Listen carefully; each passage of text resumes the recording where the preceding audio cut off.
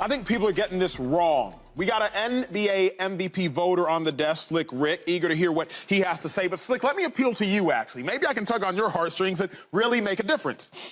Giannis, the Greek freak, is the MVP. And it's very, very simple. You play sports to win the game. And Giannis's team does more winning than any other team in basketball. Now, that is the macro. Let's look at the micro. Giannis specifically, he individually does more winning than any player in basketball. When Giannis plays, he is 46-16, a 74% winning percentage, meaning Giannis contributes to winning more than any other player on any other team in the National Basketball Association. If you want to talk stats, I know some people love stats. Let's talk stats. Giannis, 31, 11, and 5.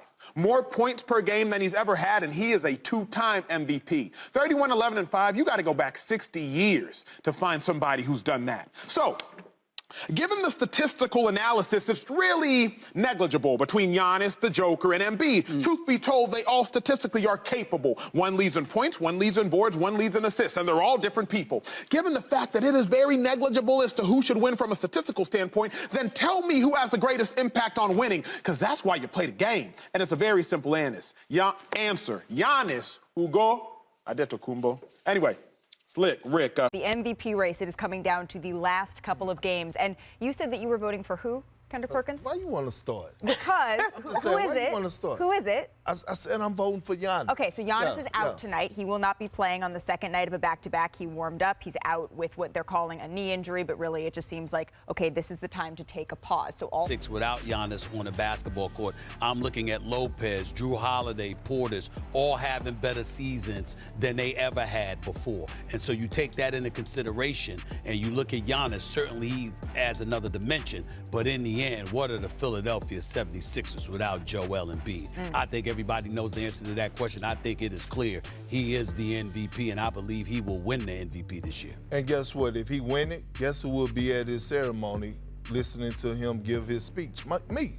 But I'm voting for Giannis because 3 weeks ago, about a month ago, all three of these guys and their teams were about 2 games apart from each other as far as having the best record in the league. And I said when it comes down to it, whichever one of these guys and their team have the best record, that's the guy that I'm voting for. Because we've been having so many conversations about what's the criteria when it comes down to the MVP, because we know the history and the past and things to that nature. That's why Giannis got my vote. But I would not be mad at anybody for voting for Joel Embiid because he deserved it. I think that's tough, Perk, because when you look and say, like, hey, these guys are all so close, we're going to just give it to the best record, I think the Bucks are the most complete team, and that's Stephen A's point. Like, these other candidates, Jokic and Embiid, they're the ones that have shouldered a lot of the load. We've seen what the Bucks look like without Giannis. Nonetheless, like, it's a safe choice either way you go, Giannis or Embiid. But all right, when it comes to MVP, I'm a little bit confused. So we got Giannis is the clear best player in the league. He just bullied everyone's pick for MVP. Yeah. Why are we not just giving the MVP to Giannis? Well, the last time he played the Nuggets was in January, correct? Or am I tripping? The last time, well, Giannis played the Nuggets. Nuggets. I don't know the last time they played. I thought I might have been looking at that wrong, but I'm pretty sure. I mean, they'll only play twice a year. Okay, cross conference. So it probably was. So listen, my opinion on this is very simple. Thank you. Giannis and Embiid, what happened to them? They played a week ago. I didn't know they played a week ago. The Bucks versus the Nuggets? Oh, in a game Jokic didn't play, though, right? That's the game Jokic sat out, or am I tripping? It was March 25th. I could be wrong on that. Let me. Oh, they both played that game March 25th. Yeah, I'm that's what I I'm out of my mind as well. There, my apologies. Oh no, I'm sorry. I'm getting Giannis and Embiid confused. Embiid sat out against Jokic. On the Nuggets beat the Bucks. I'm looking at it now. Giannis had a great game. Jokic had a great game as well. Yeah, and the Nuggets beat the Bucks. But set that aside. Here's the deal. Jokic is now sitting out games. He's won 2 in a row. And they beat what? Go ahead. Beat the Warriors. That hurts his MVP debate. I don't know if it should, but it does. They beat the Warriors without him. Everyone's like, that he's carrying this terrible team. Say the Warriors suck on the road, so it shouldn't. It's not nothing. I think it's right now down to between Giannis and Embiid. Giannis is the best player. However, if it is, we've gone so long. We don't have to spend more time on this. If it is a coin flip, giving it to the guy who's never won one is totally fine with me. And Drew Holiday came out and said, Giannis has been MVP too much, and people are bored of it, blah, blah, blah. I get it. But Giannis' second MVP, he benefited from that. Because in 2020, LeBron, the Lakers had the best record in the league. LeBron changed positions and won the assist title. Did all of that in the tougher conference at the time and came in second because people have been sick of LeBron. LeBron already had 4. Giannis had just won 1. They gave it to Giannis. So now if it's a coin flip call it a 3-headed coin between Giannis, Embiid, and Jokic. Embiid's averaging more points per game this season than any center in 45 years. He's averaging more points per game this season than any player in 40 years other than Harden, Kobe, and Michael. He's never won one. Jokic has 2. Giannis has 2. Let Embiid win it. Tommy, I've said this many times. I don't have a vote, blah, blah, blah, blah, blah, blah. But if I did, no, here's the reality. I just found out over the weekend. I do have a vote this year for end of season awards. I haven't really said, oh, this is my pick for this. This is my pick for this. Because I really do. I'm going to look at every award, whether it's Coach of the Year, MVP, All League, All Defense, whatever it is. I'm going to look at the totality of the season. And specifically with the MVP race, I brought this up last week. I'll bring it up again. The matchup tonight, Jokic Embiid, is huge, I think, in the narrative around this MVP race. Embiid also has a matchup against Giannis, and he also has a matchup against the Boston Celtics. So he has 3 more games to really put a stamp on this. It is looking like a 3-player race. And you have to mention Jason Tatum here. He's probably going to be that 4th guy, given Boston's success, the season he's had on both sides of the basketball. But I found this interesting little thing. Thank you, Matthew Williams. So there's been 2 times in history where the same 3 have been the top 3 in MVP voting in back-to-back seasons. Magic, Larry, and Michael in 86, 87, 87, 88. And in 56, 57, 57, 58, it was Bob Cousy, Bob Pettit, and Paul Arizin. So this is sort of unprecedented that we're getting, or it's not unprecedented, but this is very rare that we are getting top 3 guys back-to-back seasons. Here's a few things. I'm just going to kind of monologue here for a second because I want to bring up the records of these teams. Denver 50-24, Philly 49-25, Bucks 53-21. Joel has played 61 games. They're 40-21 with him, or 40-21 with him, 9-4 without him. Giannis has only played in 59 games, 44-15 with him, 9-6 without him. Jokic has played in the most games, 66 games played, 47-19 with him, 3-5 without him. I think that matters. I think that those stats matter, right? Giannis's numbers particularly matter. Like I'll mention this. So Giannis right now has a chance to be the 6th player in NBA history to average 30 points a game and have a personal 75% win percentage. He's at 0.746 right now. So assuming they win 75% of their games from here on out, he's going to be the 6th player in NBA history to do that. It's happened 8 times though. Harden in 2018 won MVP. Curry in 16 won MVP. Jordan in 96 won MVP. Jordan in 92 won MVP. Kareem in 72 won MVP. Kareem in 71 won MVP. Elgin Baylor in 62 did not win MVP. So there's a very good chance that that could be the deciding thing. If Milwaukee wins enough games here, you have to say Giannis, given the 2-way, given that he's on pace to be the 5th player in NBA history to average 30, 10, and 5 in a season. One time in the modern era. And that was Russell Westbrook when he won MVP in 2017. The other guys all happened in the 60s. Wilt twice, Oscar twice, Elgin Baylor once. Like what Giannis is doing, I know this has been a lot of Jokic Embiid. What Giannis is doing is incredible. And when you factor in their record, the amount of games that Drew has missed, the amount of games that Middleton in particular has missed, I feel like Giannis should be getting more love. Now, I'm not saying I'm voting for Giannis today. I don't have a favorite today. All three of these guys have cases.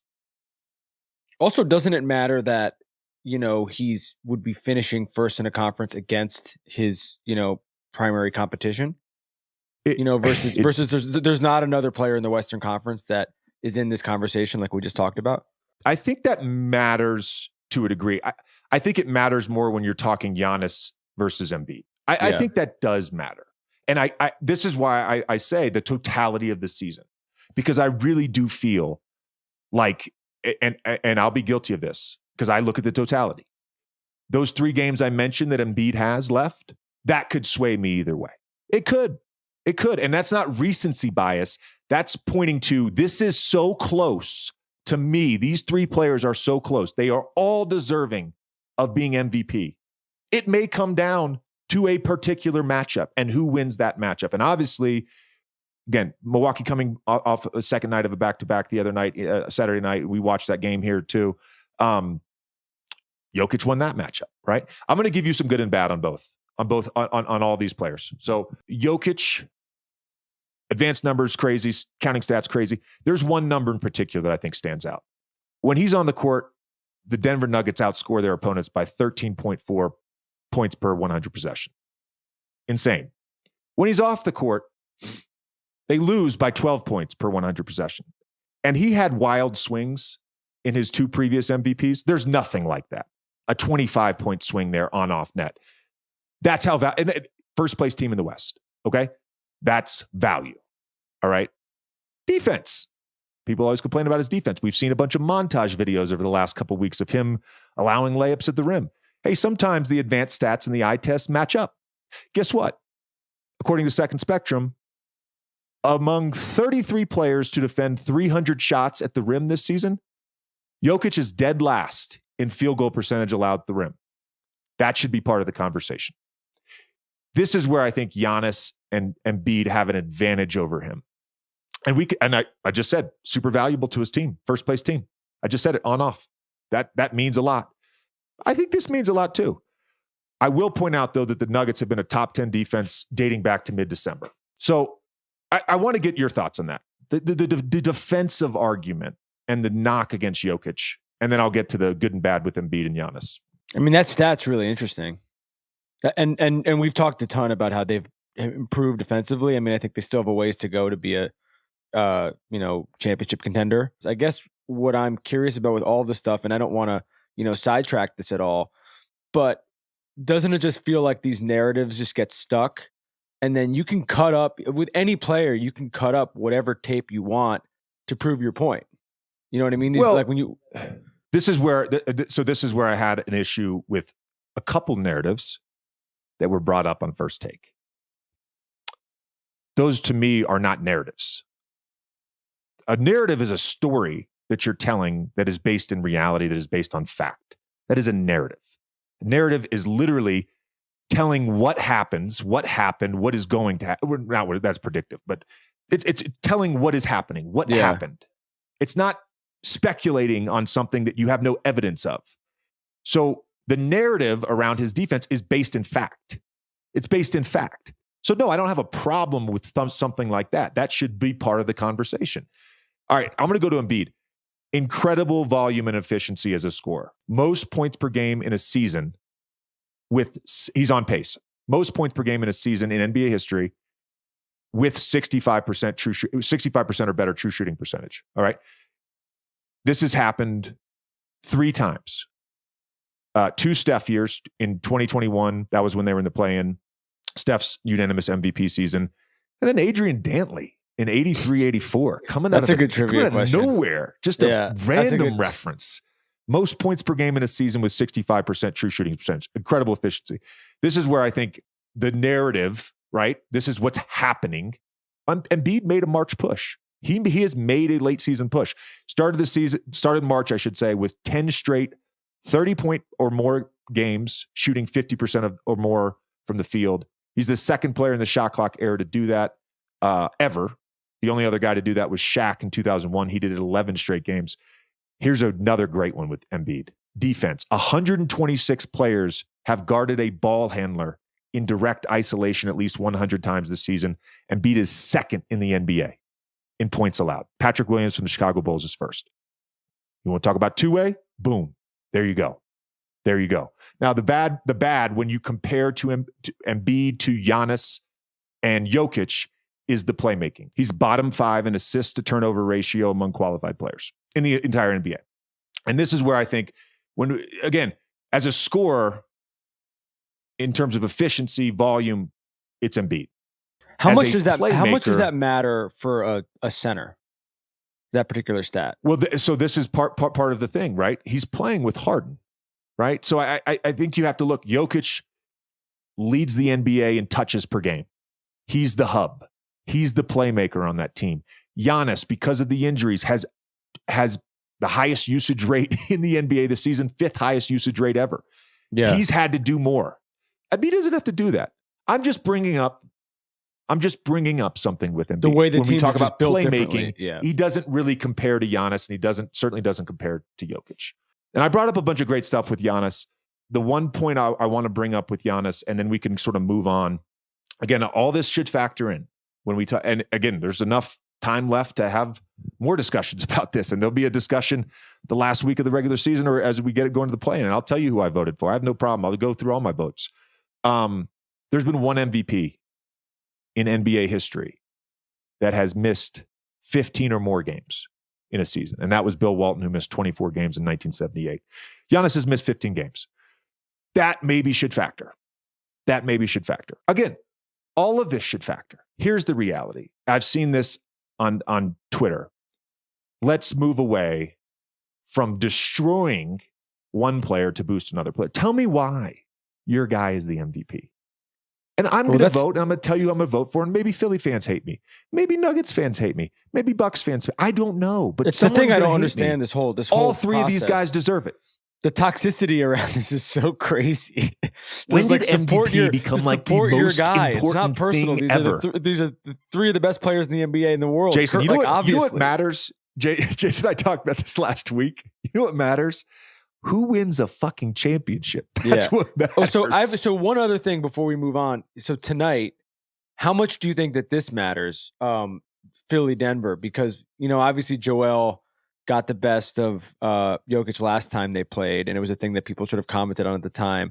But in terms of eye test, whatever you want to call it, when you got a lot of voters watching this thing, if he does it again, are you a little bit like, all right, okay, these stats say this, but we've now seen these guys play twice, and both times going back to last year, when they play head to head, Joel usually gets the best of him. Yeah. And so how much does that is that a thing? I think it sways people. I think the individual matchup sways people. I do. Will I be swayed by it? To a degree, yeah. And like I said, I think all 3 of those games I mentioned for Philly, they're going to factor in for sure.